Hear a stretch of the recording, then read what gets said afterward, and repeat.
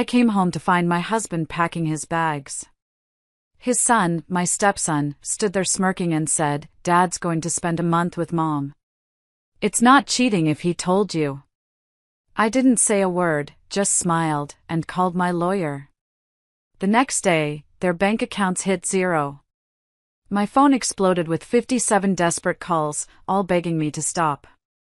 Hello everyone. Thank you for being here with me today. Before I begin my story, I'd love to know which city you're joining us from. Please feel free to share in the comments. Now, let me take you into this story. It all started on a Tuesday. I remember because Tuesday was trash day, and I'd woken up early to the sound of the garbage truck rumbling down our quiet suburban street. The morning sunlight was just beginning to slice through the blinds in our bedroom, that soft, hazy light of early autumn. I remember thinking how beautiful it was, and then immediately feeling a profound sadness, a disconnect from that beauty.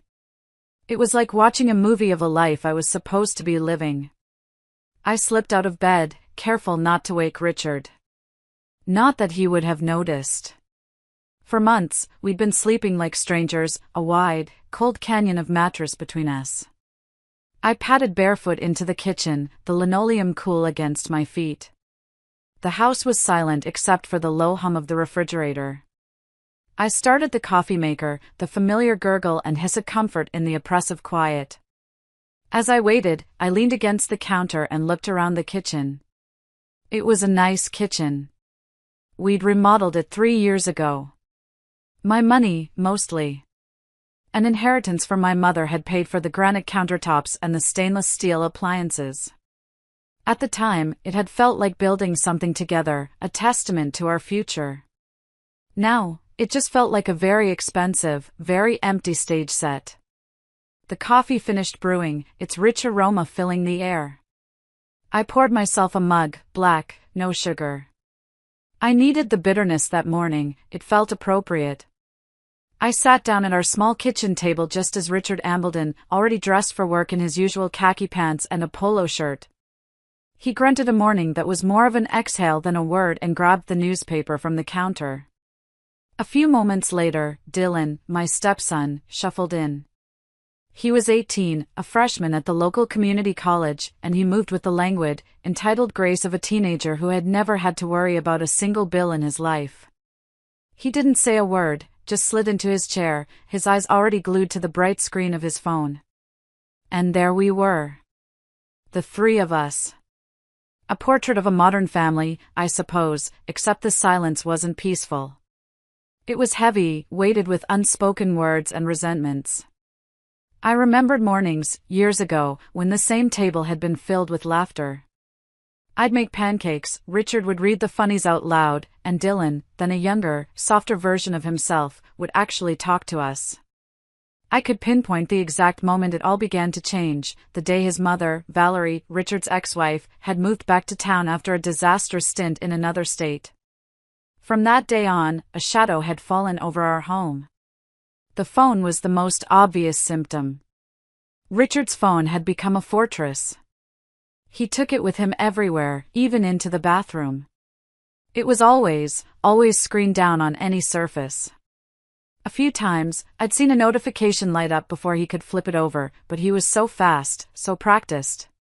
It was a sleek, reflexive motion that spoke of deep habit. Months of this had planted a seed of suspicion that grew into a thorny, choking vine in my heart. I hated it. I hated the woman it was turning me into, suspicious, anxious, peering over his shoulder. So, after one particularly bad night where he'd fallen asleep on the couch and I'd watched his phone vibrate silently on the coffee table for 10 minutes straight at 1 a.m., I made a decision. The next morning, my hands shaking, I looked up private investigators online. It felt sordid, like something out of a cheap detective novel. The man I hired, a gruff, ex-cop named Mr. Harrison, was all business. He didn't ask emotional questions, he just asked for a photo, a schedule, and a check for $2,000. A week later, he'd called me. "Ma'am," he'd said in his gravelly voice, "I have the information you requested." He emailed me a report. A simple, factual document with dates, times, addresses, and a few grainy photos of Richard and Valerie going into a motel on the edge of town. There was even a picture of Dylan, waiting in the car for them one afternoon. The report didn't use words like affair or betrayal. It didn't have to. The facts were a blade, and they cut deep. That report was now folded in my purse, waiting. That morning at the table, I knew something was coming. It was in the way Richard kept folding and unfolding the edge of his newspaper, wearing a crease into it. It was in the way he drank his entire cup of tea in 3 big gulps, scalding his throat, I'm sure. Finally, he set the cup down with a clatter, the sound unnaturally loud in the silence. "Carol," he began, and my entire body tensed. Dylan looked up from his phone, a flicker of anticipation in his eyes. He knew. Of course, he knew. He was in on it. Richard cleared his throat. I need to tell you something."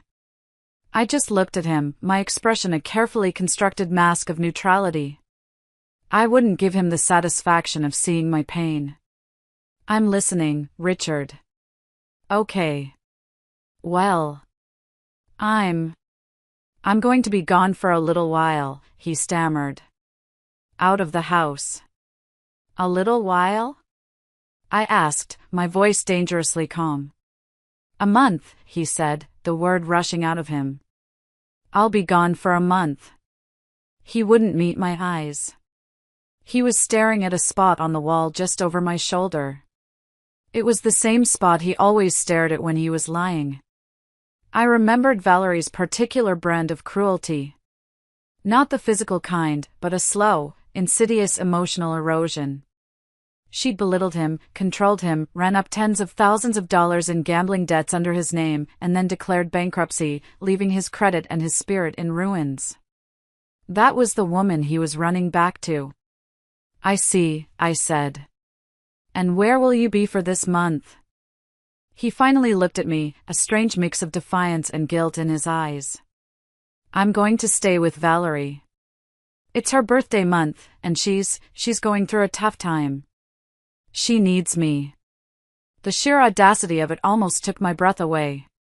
He was going to spend a month celebrating the woman who had nearly destroyed him, and he was presenting it as some noble act of charity. "And," he added, speaking quickly now, as if saying it fast would make it less shocking, "I wanted to be upfront about it. Because I figure if I tell you, it's not really cheating, is it? It's just a situation." A situation. He had reduced our 5-year marriage, our vows, our shared life, to a situation. The room felt suddenly very cold. The sunlight streaming through the window seemed weak and watery. It was happening. The thing I had feared, the thing the PI's report had confirmed, was no longer a secret. It was sitting right there on the kitchen table between us, ugly and undeniable. And it was so much worse than I could have imagined. For a long moment, I didn't say anything. I just stared at him, letting his words hang in the air. "It's not really cheating if I tell you."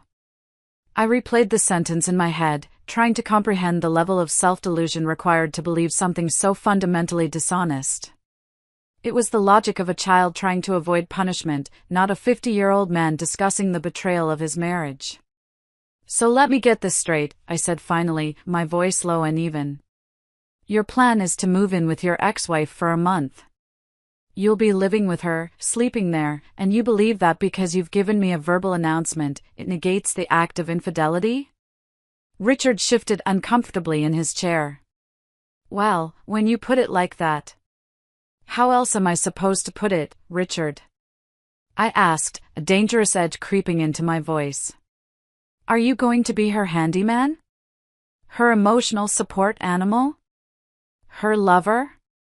Or all three? What exactly does making her birthday month good for her entail?" The sarcasm was dripping from every word, and I didn't care. He flushed a deep, angry red. "That's crude, Carol. It's not like that. It's about being there for someone who needs me." "I see," I said. "But you already have a wife." I seem to recall vows about forsaking all others. Or was that part optional? He just shook his head, looking frustrated and cornered. It's not cheating if I'm honest about it. It's not sneaking around. That's when Dylan decided to enter the fray. He set his phone down with a soft click and leaned forward, his expression a perfect blend of condescension and pity, as if he were explaining a simple concept to a child. "Look, Carol," he said, his voice laced with the bored impatience of a teenager. "Dad has needs. He has a life. He doesn't have to just sit around here waiting for you to, I don't know, pay attention to him or whatever." He waved a dismissive hand. "He's a grown man. You don't own him." The insult, so casually delivered, hit me harder than a slap. Waiting for you to pay attention to him. I was the one who managed this house, paid the majority of the bills with the salary from my demanding job, managed the investments, remembered his mother's birthday, and planned our vacations.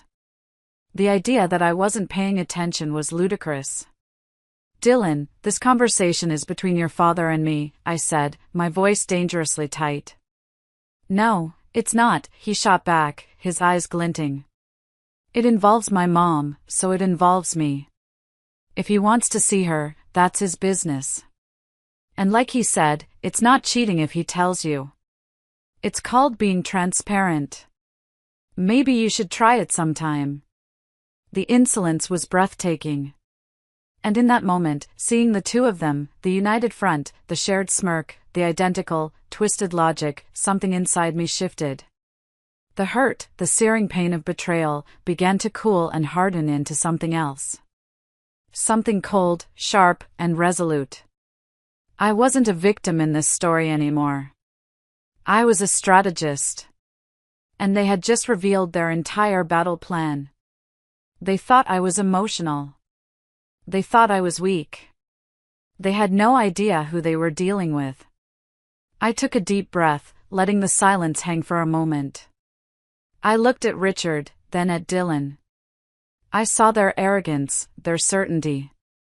They expected tears. They expected a fight. They expected me to plead. I was going to give them none of it. "You know what?" I said, my voice suddenly light, almost cheerful. I leaned back in my chair and even managed a small, tight smile. "You're right." The looks on their faces were comical. Richard's jaw literally dropped. Dylan's smug expression faltered, replaced by one of genuine confusion. This was not in their script. "I see I'm outnumbered," I continued, holding up my hands in a gesture of surrender. "If this is what you both have decided, then who am I to stand in the way of your transparency?" Richard began to smile, a slow, relieved grin spreading across his face. "Really, Carol? You're okay with this?" "Okay is a strong word," I said. "But I accept it.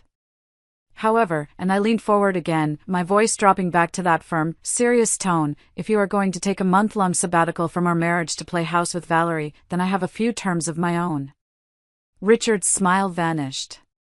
"Terms? What are you talking about?" "It's very simple," I said, the idea taking shape in my mind, fully formed and perfect. "It's about fairness. You want a month of freedom from your vows? Fine. Then I want a month of freedom from my obligations. Specifically, my financial obligations." "I'm not lecturing you, Richard," I said, shaking my head. "I'm making a business proposal. For the next 30 days, starting the moment you walk out that door, we will be legally separated. We will have a lawyer, my lawyer, draft a simple, temporary separation agreement. It will state that during this period, I am under no obligation to provide any financial support to you or to Dylan. That means no access to my bank accounts, my credit cards, the joint account. Nothing. Your name will be temporarily removed from everything." I paused, letting that sink in. I turned my gaze to Dylan. And just to be crystal clear, Dylan, that includes the monthly payment for your car insurance, your cell phone bill, and the next tuition installment for your college fund, which happens to be due next week. All of that will be paused. Dylan's face went pale. The flicker of uncertainty I'd seen earlier was now a raging fire of panic in his eyes. In return, I concluded, looking back at Richard, I will also be free. Free to do as I please, with whom I please, no questions asked. We will both be, for 30 days, entirely single individuals in the eyes of the law and our finances. It's a clean break.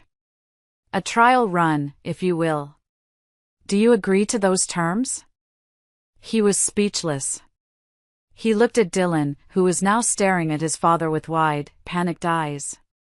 They were having a silent, frantic conversation. I could see the calculation on Richard's face, his month of illicit fun with Valerie versus the very real, very immediate financial consequences. The silence in the kitchen was deafening. The only sound was the hum of the refrigerator. Richard was squirming, the confident man from 5 minutes ago completely gone, replaced by a flustered, cornered husband. That's ridiculous, Carol, he finally sputtered. You can't just cut us off. I can if you agree to it in writing, I replied smoothly. It's your choice. You can stay here, be a husband, and honor your commitments. Or you can go to Valerie's for a month, and we both get to be free. You can't have it both ways. You can't play the devoted partner over there on my dime. Dylan, seeing his comfortable lifestyle flashing before his eyes, jumped in. This is blackmail, he accused. No, I corrected him calmly. This is a contract. Your father wants to alter the terms of our marriage contract for 30 days. I am simply proposing a new contract to cover that period. It's all very logical. Richard looked from my unblinking face to his son's panicked one. For a moment, I thought he might back down. But then, Dylan did something that sealed their fate. He leaned over and whispered something in Richard's ear. I couldn't hear all of it, just fragments, just a month, she's bluffing, we'll be fine. Mom will help. That was all it took. Richard's spine straightened. The arrogance flooded back into his face. He was being coached by his 18-year-old son, and he was taking the advice. Fine, he said, his voice cold. Get your lawyer. Draft the damn papers. I'll sign them. My heart, which had been pounding, suddenly felt steady and calm. Excellent, I said, standing up. I'll make the call right now. I went into my home office and shut the door. My hands were shaking as I dialed my lawyer, Mr. Gomez. He was a sharp, shrewd man in his 60s who had handled the legal side of my inheritance years ago. Gomez, his voice barked through the phone. Arthur, it's Carol Peterson, I said. Carol. Good to hear from you. Everything all right? I took a deep breath. Not exactly. I need you to draft a temporary separation agreement. 30 days. The main clause is a complete and total severance of financial obligations on my part towards my husband, Richard, and my stepson, Dylan. There was a pause on the other end. That's specific, he said. May I ask what the precipitating event is? My husband is taking a month-long vacation to live with his ex-wife, I said flatly. The silence on the other end was profound. Then, a low whistle. Well, I'll be damned, Gomez said. I've been doing this for 40 years, and that's a new one. Carol, are you sure about this document? It gives you a lot of freedom, but it also formalizes the split. I'm sure, Arthur, I said. And I need it by this afternoon. You'll have it, he said, a new respect in his tone. And Carol? Get all your financial statements in order. Everything. Already done, I said, and hung up.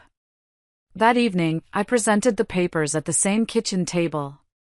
Richard, trying to look bored and unconcerned, barely glanced at the pages before scrawling his signature with a cheap ballpoint pen. Dylan stood behind him, a hand on his father's shoulder, a smug little grin plastered on his face. He thought they had won. He thought they had called my bluff. As I took the signed papers, my hand brushing Richard's, I felt nothing. No spark, no anger, just a profound and chilling emptiness. He was a stranger to me now. Later that night, as I was pretending to sleep, I heard them whispering in the hallway. It was Dylan's voice, clear as a bell. "Don't worry, Dad. It's just a piece of paper. She's just being dramatic. Once we're back, she'll cool off. And if she tries to use this against you in a divorce, we'll just say she coerced you, that you signed it under duress. It won't hold up." I lay there in the darkness, my eyes wide open, and I felt a cold smile spread across my face. Thank you, I thought. Thank you for removing any last shred of doubt. The next 2 days were a surreal performance of domesticity. Richard packed. He did it with the cheerful energy of a man heading off to a fishing trip with his buddies.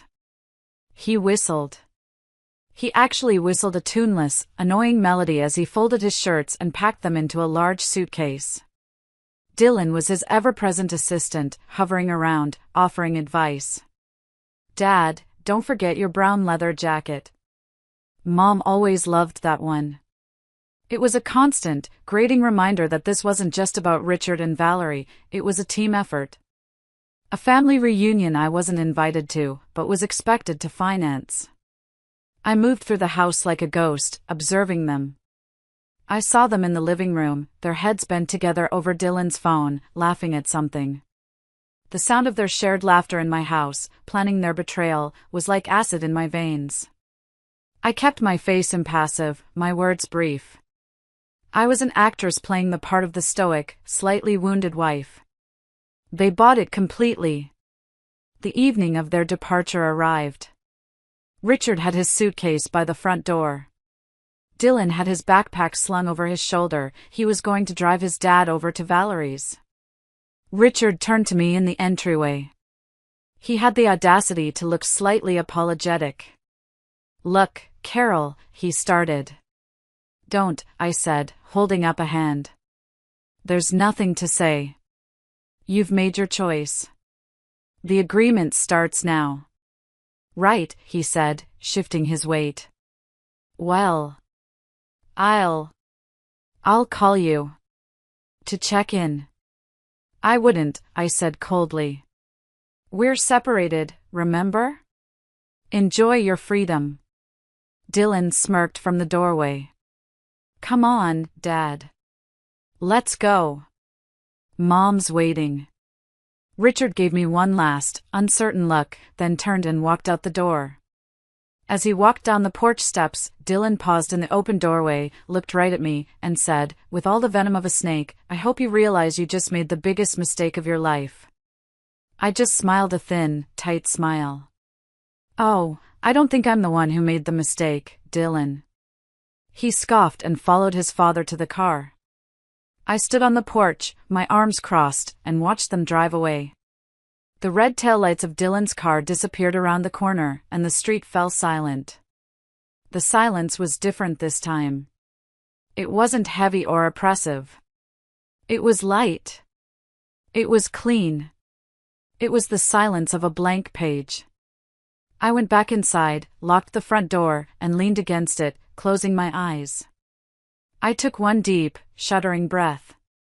And then I walked to the liquor cabinet, poured myself a very large glass of my best whiskey, and sat down in the quiet living room. I raised the glass in a silent toast to the empty house. The performance was over. The planning was complete. The time for action had arrived. I didn't rush. The first night, I just sat with my whiskey in the silence, letting the reality of my new, temporary freedom sink in. The next morning, I woke up with a clarity I hadn't felt in years. The anxiety that had been my constant companion was gone, replaced by a cold, sharp purpose. I made a pot of coffee, sat down at my desk in my home office with a notepad, and started making calls. My first call was to a man named Frank, who ran a reputable used car dealership in the next town over. Frank, it's Carol Peterson. I have two vehicles I need to sell today. A late-model sedan and an SUV. Both in excellent condition, titles are clean and in my name only. Today is ambitious, Carol, he said. I'm an ambitious woman, Frank. And I'm prepared to be flexible on the price for a quick, no-fuss cash sale. He was at my house within 2 hours. He inspected both cars, Dylan's Pride and Joy and Richard's Weekend Warrior SUV. He made me an offer. It was a little low, but it was fair for a bulk deal, and more importantly, it was immediate. By lunchtime, I had a cashier's check in my hand and 2 empty spaces in my driveway. My next task was digital. I logged into my primary bank account. I had already opened a new account at a completely different bank under my maiden name a few weeks prior, a just-in-case measure that was now my primary weapon. I looked at the balance in the joint account, a healthy 5-figure sum that included the money earmarked for Dylan's next college payment, our emergency fund, and general savings. It was mostly my money, from my salary and bonuses over the years. With a series of precise, deliberate clicks, I initiated a wire transfer. I moved every single penny, leaving behind a token balance of exactly $500. I stared at the confirmation screen, transfer successful. It was done. Then, I went through our credit cards. Richard was an authorized user on my 2 main cards, the ones with the high limits and the good rewards. I logged into each account and with a few more clicks, I removed him. His name, his access, gone. The notification email probably hit his inbox instantly. Finally, I called my phone provider. After navigating the automated menu, I got a human on the line. Hi, I said, I'd like to remove 2 lines from my family plan, effective immediately. I gave her their numbers. She confirmed the change. Just like that, their connection to the world, at least the one I paid for, was severed. That evening, I did something I hadn't done in a long time. I ordered a pizza for myself, with all the toppings I love and Richard hates. I sat in the living room, watched a ridiculously silly romantic comedy, and ate straight out of the box. There was no tension. No one to sigh impatiently or ask to change the channel. For the first time in what felt like a lifetime, my home was truly mine.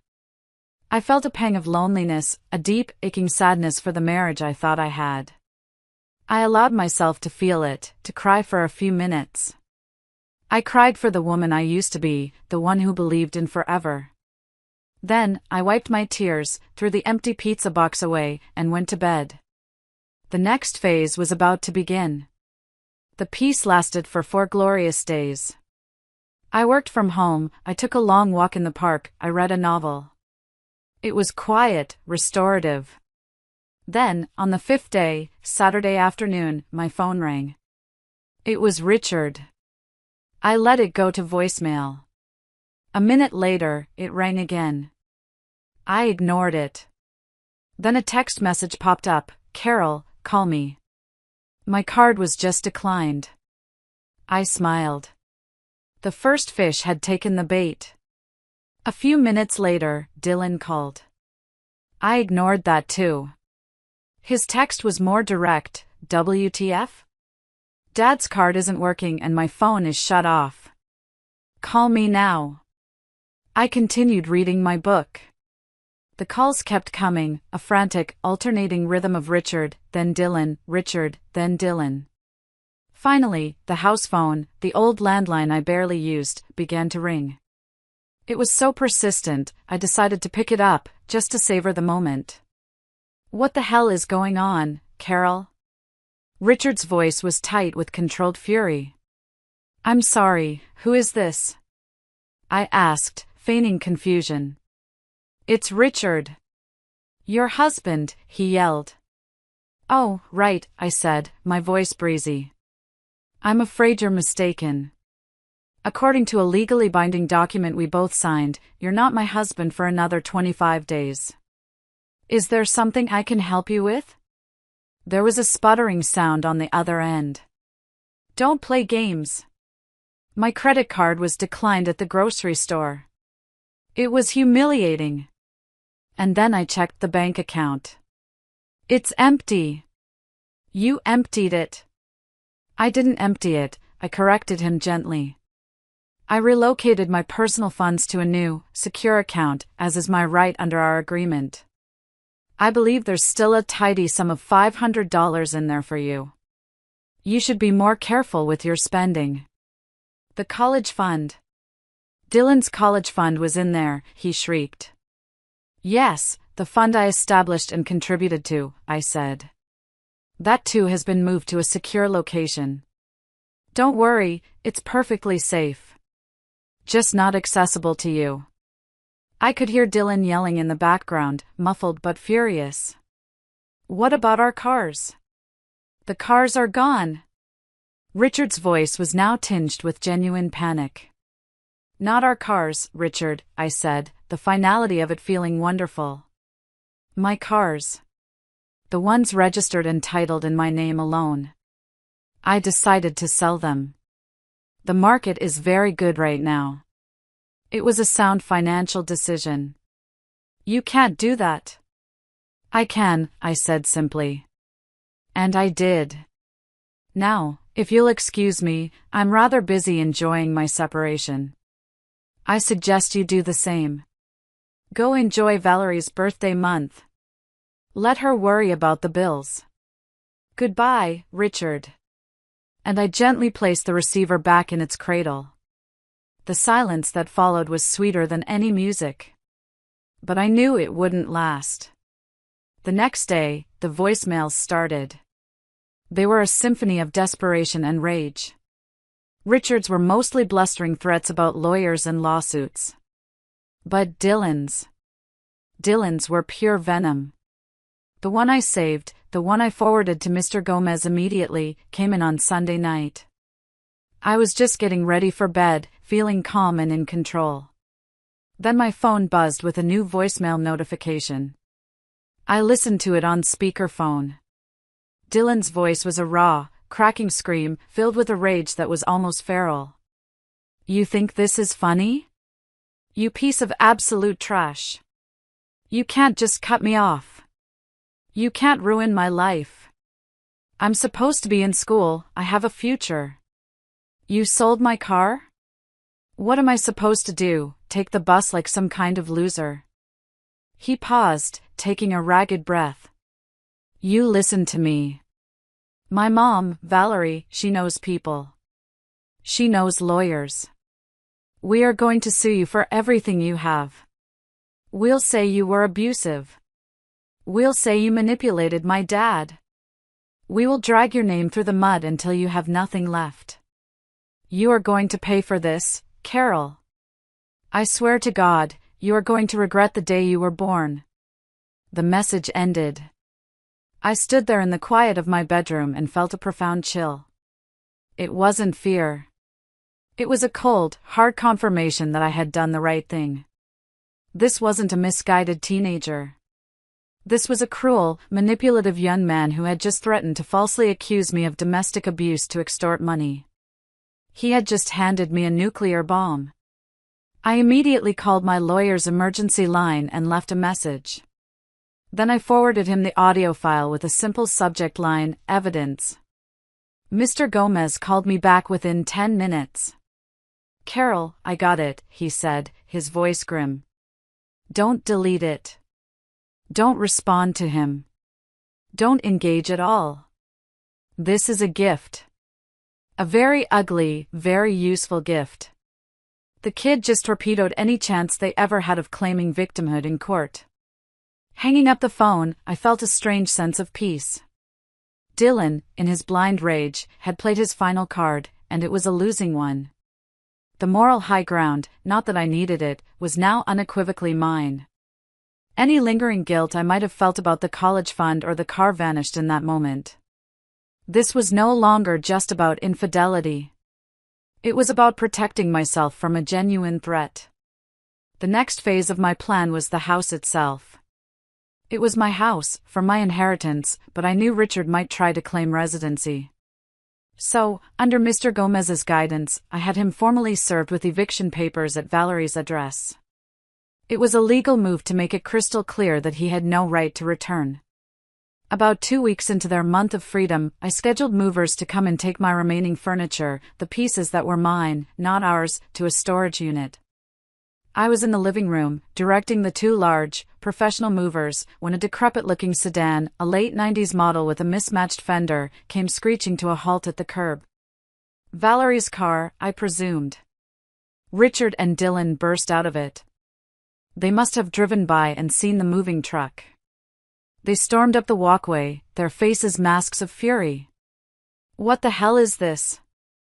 Richard bellowed, pointing at the movers carrying my favorite armchair out the door. "It's called moving, Richard," I said calmly from the doorway. Dylan, however, was far beyond any semblance of control. "That's my gaming chair."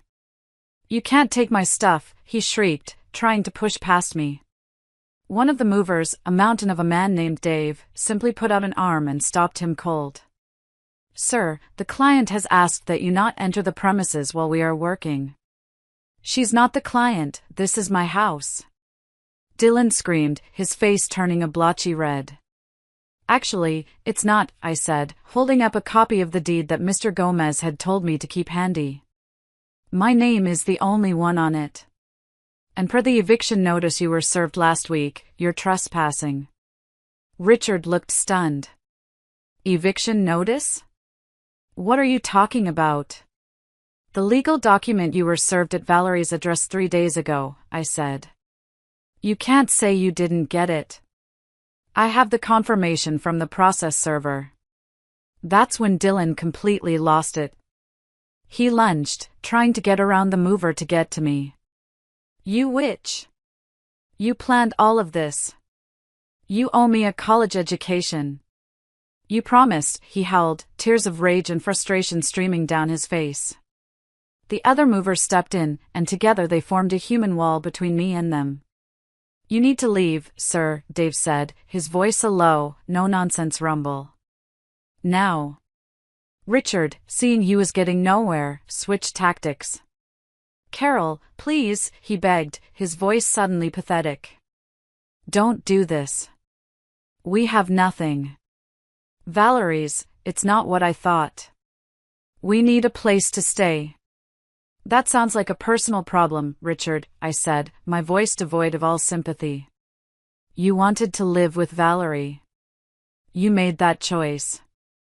Now you get to live with the consequences." I pointed to the sputtering sedan at the curb. "You should probably go. That car looks like it's about to die." Dylan let out one final, guttural scream of rage. "You will regret this. We will destroy you in court." "I'll take my chances," I said, and then I nodded to the movers. I stepped back inside and quietly closed the door, leaving them standing on my lawn, yelling at a closed door. It was an ugly, public, humiliating defeat for them. And I felt absolutely nothing but a profound sense of relief. The final tie had been severed. If you're still listening, please help me by liking this video and commenting the number 1 below, so I know you're amazing, and I understand that you're with me on this journey. Your support is a huge encouragement for me. Please comment the number 1 so I can recognize you, and now, please continue to listen to my story. The 30-day separation period came and went. The day after it expired, Mr. Gomez filed the official divorce petition. Richard, spurred on by Valerie and Dylan, decided to contest it. They hired a cheap, slick-looking lawyer who immediately filed motions demanding half of my assets, lifetime spousal support, and retroactive financial support for Dylan. We ended up in front of a family court judge. The courtroom was an imposing, wood-paneled room that smelled of old paper and floor polish.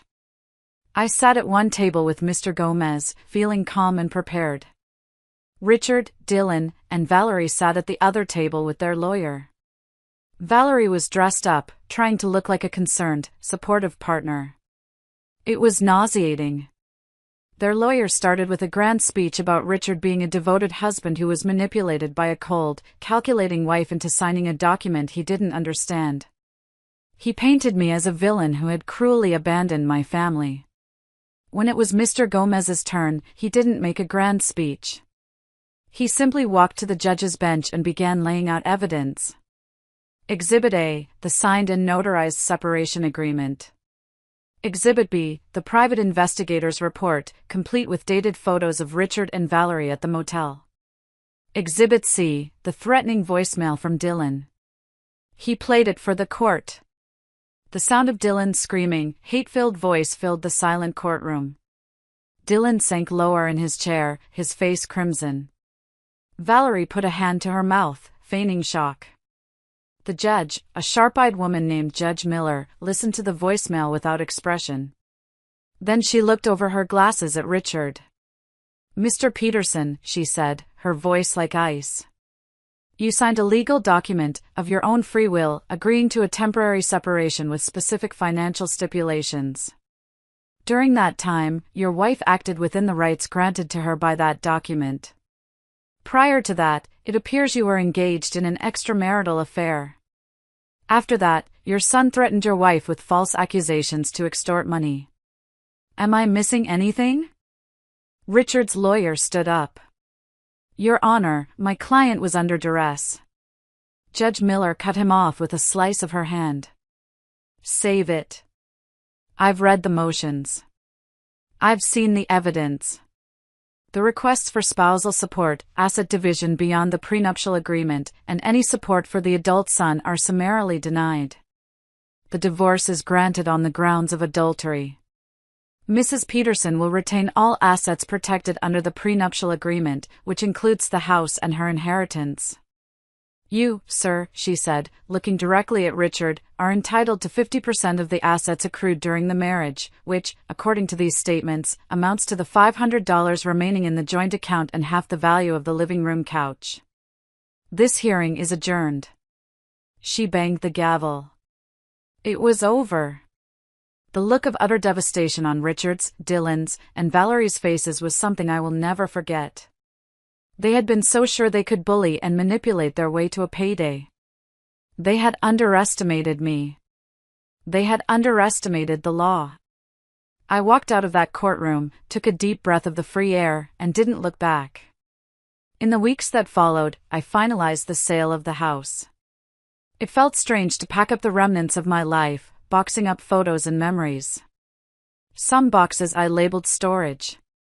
Others I labeled trash.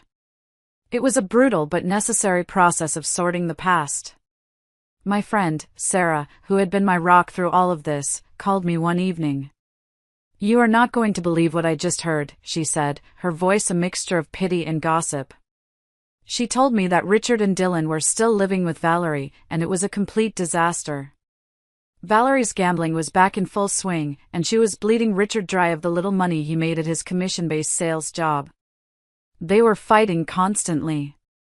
Dylan had apparently been forced to get a part-time job at a fast food restaurant to pay for his bus pass and phone. I felt a brief, dark flicker of satisfaction, but it was quickly replaced by a profound sense of nothing. Their life was no longer my concern. Their chaos was their own creation. That phone call solidified my decision. I needed a real fresh start. The job transfer to Austin, the one I'd put on the back burner for years because Richard didn't want to move, was still on the table. I called my boss the next day and accepted. 2 months later, I was driving a U-Haul truck across the country, my own car towed behind it. The long, monotonous drive was a kind of therapy. With every mile I put between myself and my old life, I felt a layer of grime and sadness sloughing off. Austin was a shock to the system, hot, vibrant, and alive with music and energy. I moved into a modern, airy condo with a small balcony. For the first few weeks, the emptiness of the place was overwhelming. I remember one evening, trying to assemble a bookshelf from IKEA, I got so frustrated with the confusing instructions that I just sat down on the floor and cried. Not because of Richard or Dylan, but because I was so utterly alone. But slowly, things started to change. I made friends at my new office. I started exploring the city, finding hiking trails and farmers markets. I joined a pottery class on a whim and discovered I had a knack for it. I was building a new life, one small, imperfect piece at a time. I was becoming Carol again, not Richard's wife or Dylan's stepmom. Just Carol. And it felt good. I pressed the red icon on my screen, ending the call. My hand was shaking, but not from fear. It was from the sheer, unadulterated finality of it all. I blocked his number, a simple digital act that felt like slamming a 2-ton steel door shut on the past. I took a deep breath of the warm, peach-scented air of the market and thought, it is done. It is finally, truly done. How wrong I was. The peace that I thought I had won for myself lasted exactly 48 hours. It started with the phone calls. Dozens of them. They came from no caller ID, one after another, a relentless, percussive assault on my peace. I never answered, but the constant buzzing of my phone, the screen lighting up with that anonymous threat, began to frame my newly won calm. Then came the emails, sent to an old address I barely used but hadn't deleted. The subject lines were desperate. Please, Carol, I'm begging you, don't do this. The messages inside were rambling, incoherent pleas, a mix of apologies and accusations. I deleted them without reading past the first line. I tried to ignore it. I told myself he was just a desperate kid throwing a digital tantrum. He was hundreds of miles away. He couldn't hurt me. But then, on Wednesday evening, as I was leaving my office, my sense of security was shattered forever. My office is in a modern glass building downtown, with a secure parking garage in the basement. As I walked to my car, my heels echoing in the cavernous, concrete space, I saw a figure leaning against a pillar near my parking spot. My heart leaped into my throat. Even in the dim, sterile light of the garage, I recognized him. It was Dylan. He looked terrible. He was gaunt, his face pale and drawn. The arrogant smirk was gone, replaced by a hollow-eyed desperation. He was wearing the same grimy hoodie I'd seen him in weeks ago in the photos from the private investigator. How did he get here? A bus ticket, probably. How did he find me? A simple online search of my name and company, I realized with a sickening lurch. I was not a hard person to find. Carol, he said, his voice a hoarse croak as he pushed himself off the pillar and took a step toward me. I stopped dead, my hand tightening on my car keys, the metal digging into my palm. Dylan. You need to leave. You are not welcome here. I just need to talk to you, he said, taking another step. His eyes were wide, pleading. 5 minutes. That's all I'm asking. Please. I have nowhere else to go. We have nothing to talk about, I said, my voice colder and harder than the concrete floor. I gave you my answer on the phone. The answer is no. Now get away from my car. I tried to sidestep him, but he moved to block my path. The desperation in his eyes was starting to curdle into something else. Something ugly. No, you don't understand, he said, his voice rising. I'm not asking. I'm telling you. You owe me. After everything you did to my dad, to me, you owe me this. I owe you nothing, I spat, fury overriding my fear. You and your father destroyed everything. You get nothing from me. Now move. That's when he snapped. The desperate boy vanished, and the monster I remembered from that threatening voicemail was back. His face contorted in a snarl of rage. You rich witch, he screamed, his voice echoing through the garage. You think you can just throw us away? You think your money makes you better than us? He lunged forward and grabbed my arm. His grip was surprisingly strong, his fingers like iron talons digging into my flesh. A jolt of pure, primal fear shot through me. This wasn't a phone call. This was real. He was here, and he was losing control. Let go of me, Dylan, I said, my voice shaking but firm. I held my car keys like a weapon, the jagged edge pointed out. You're going to give me the money, he hissed, his face inches from mine. I could smell the sour scent of unwashed clothes and desperation on him. "You're going to drive me to a bank right now, and you're going to give me what I need." "No," I said, meeting his crazed eyes. "I'm not. And if you don't let go of my arm in the next 3 seconds, I am going to scream so loud that every security guard in this building will be down here. And then I'm going to call the police." His grip tightened for a second, and I saw a flash of wild violence in his eyes. My heart felt like it was going to beat its way out of my chest. But then I said the words that Mr. Gomez had told me to use if I ever saw him again. "And I'm sure they'll be very interested to hear about this, especially considering your prior arrest for possession back home. A restraining order will be the least of your problems." It was a gamble. A calculated guess based on a line in the PI's report about Dylan having a minor juvenile incident. But the effect was instantaneous. The rage in his eyes was replaced by a sudden, stark terror. His grip slackened. He looked around the empty garage as if expecting police to materialize from the shadows. The threat of a real, adult criminal record, of actual jail time, had pierced through his entitled rage. He let go of my arm and stumbled back, his bravado completely gone. I didn't mean," he stammered. I didn't wait to hear the rest. I fumbled with my keys, unlocked my car, and threw myself inside, slamming the door and locking it. My hands were shaking so badly it took me 3 tries to get the key into the ignition. As the engine roared to life, I saw him standing there, a pathetic, defeated figure in the glare of my headlights. I didn't even look in the rearview mirror as I sped out of the garage and into the night. I drove for an hour, just driving, my knuckles white on the steering wheel, my heart pounding a frantic rhythm against my ribs. I finally pulled over in the parking lot of a brightly lit supermarket, the familiar, mundane scene a stark contrast to the terror I had just experienced. I leaned my head against the steering wheel and finally let the sobs come, huge, ragged gasps of fear and anger. He had found me. He had put his hands on me.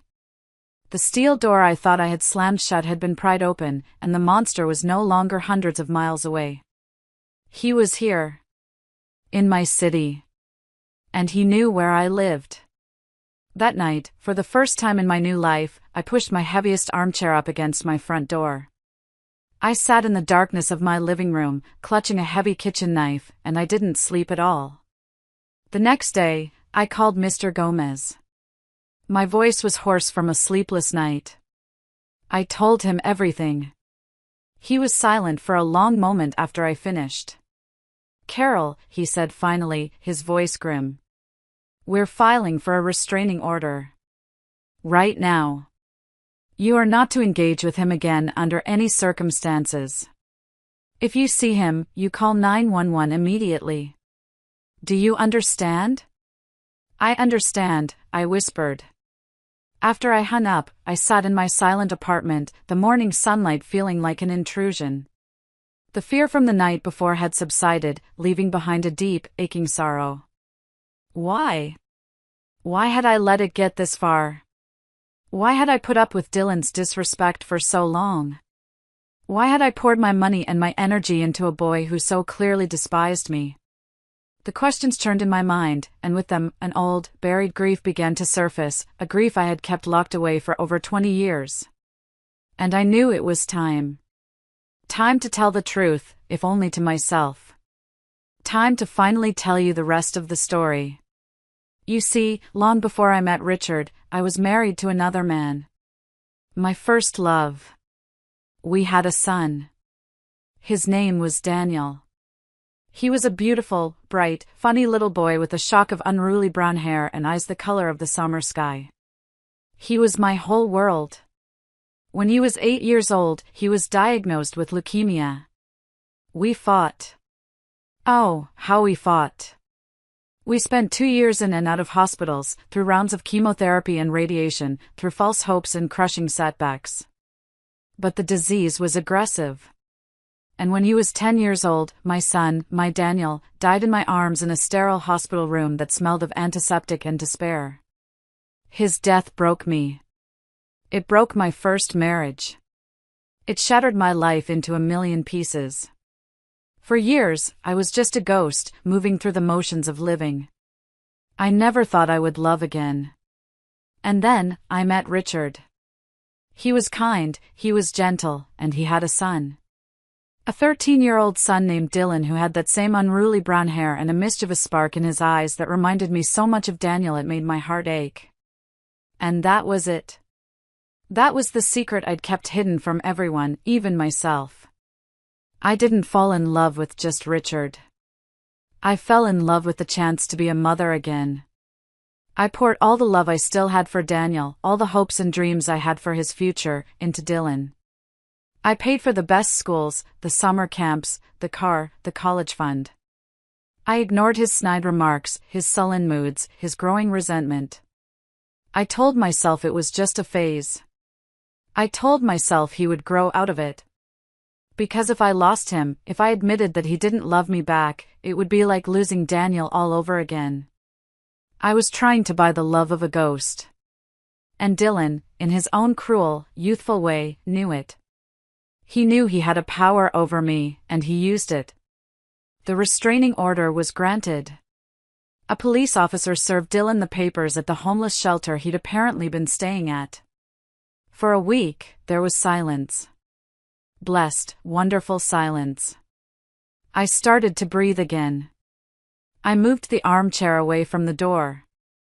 I began to believe it was finally over. Then, one evening, there was a knock at my door. Not a loud, angry banging, but a soft, hesitant rap. My blood ran cold. I looked through the peephole, and my heart sank. It was Dylan.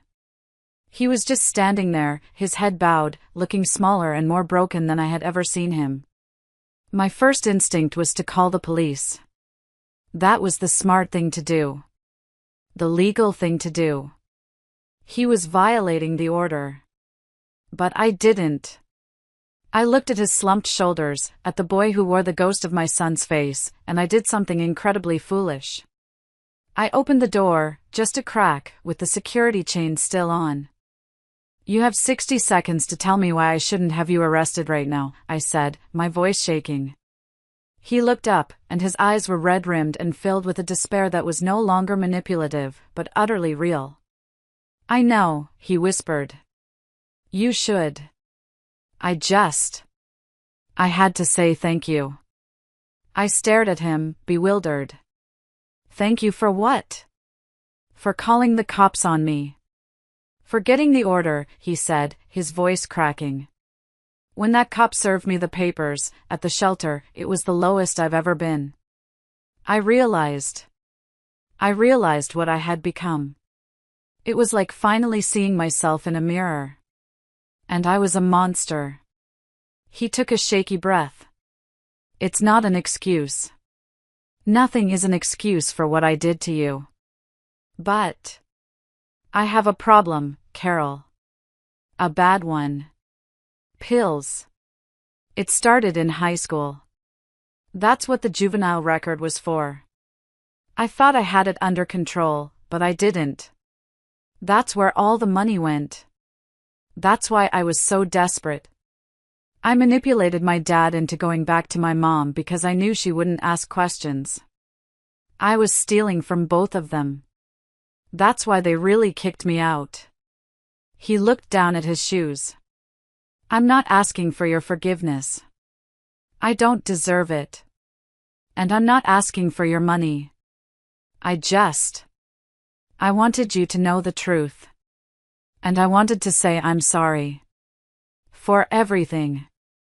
I stood there, the security chain digging into the doorframe, and I felt the last vestiges of my anger, my hatred, drain away, leaving behind only a vast, empty sadness. He wasn't the monster I had imagined. He was just a sick, broken boy who had done monstrous things. A boy who reminded me so painfully of the son I had lost, and the son I had failed to save. I closed the door, my hand trembling. I leaned against it, my mind racing. What he had done was unforgivable. But could I live with myself if I just let him walk away, to whatever dark fate awaited him on the streets? After a long, agonizing minute, I made a decision. It wasn't for him. It wasn't for the ghost of Daniel. It was for me. It was the final act of closing this chapter. I opened my laptop and booked 2 things. A one-way bus ticket to a city in Minnesota where I knew there was a long-term, state-funded rehabilitation facility with a good reputation. And a single night in a clean, cheap motel near the bus station. I printed out the confirmations. I wrote the name and number of the rehab center on a piece of paper. I put it all in an envelope with $200 in cash, enough for food for the journey and essentials, nothing more. I opened the door again. He was still there, sitting on the top step, his head in his hands. I didn't say a word. I just placed the envelope on the ground a few feet away from him. He looked up, his face streaked with tears. "What's this?" "It's a bus ticket," I said, my voice flat, devoid of emotion. "It leaves tomorrow morning at 8 a.m. It will take you to a place where you can get help. The address and phone number are inside. There is enough cash for food on the way. This is not a gift. It is a choice. You can take it and try to build a life. Or you can leave it, and I will call the police right now and report you for violating the restraining order. I will never see you or speak to you again. This is the last and only thing you will ever get from me." He stared at the envelope, then up at me, his eyes filled with a dawning, incredulous hope. He slowly reached out and picked it up. He opened it, looked at the contents, and a sob escaped his lips. "Thank you," he whispered. "Don't thank me," I said, my voice hard. "Go save your own life." And then I closed the door, slid the deadbolt, and for the first time, it felt like a conclusion, not a defense. I never saw him again. I don't know if he got on that bus. I don't know if he went to that facility. I chose not to know. His story was no longer mine to write. It has been 2 years since that night. My life is quiet now. It is peaceful. It is my own. I have my pottery class, my book club, my wonderful friends. I have my work, and I have my peace. The ghost of my son, Daniel, is still with me, but he is a gentle presence now, a warm memory, not a hungry ache. And the ghost of the boy I tried to save is finally gone. My story is not about revenge, not really. It's about learning that sometimes the strongest thing you can do is let go. It's about learning that you cannot save anyone but yourself. And it's about learning that even after the deepest, most devastating heartbreak, you can still find your way back to the light. Thank you for listening. Be kind to yourselves, and never, ever give up on your own happy ending.